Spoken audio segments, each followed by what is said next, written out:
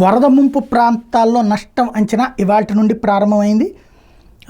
ఏదైతే 2.32 లక్షల గృహాలతో పాటు వాణిజ్య వ్యాపార సంస్థలు జరిగిన నష్టాన్ని అంచనా వేస్తున్నారు. దీనికి గాను రెవెన్యూ సచివాలయ సిబ్బందితో 17,000 బృందాలు ఏర్పాటు చేశారు. నష్టం అంచనా నమోదుకి ప్రత్యేక యాప్ రూపొందించారు. ఈ బృందాలకు రాష్ట్ర ప్రభుత్వ ప్రత్యేక ప్రధాన కార్యదర్శి ఆర్పి సిసోడియా నేతృత్వంలో ఆదివారం విజయవాడ తుమ్మలపల్లి కళాక్షేత్రంలో శిక్షణ ఇచ్చారు.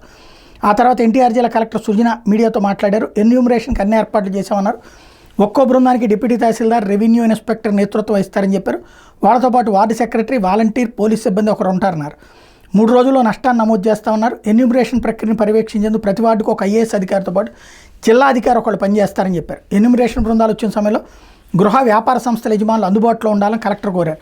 ఇళ్లకు తాళాలు వేసి ఇతర ప్రాంతాలకు వెళ్లిన వారు తిరిగి వస్తే ఎన్యూమరేషన్ ఇబ్బంది లేకుండా ఉంటుందని సూచించారు.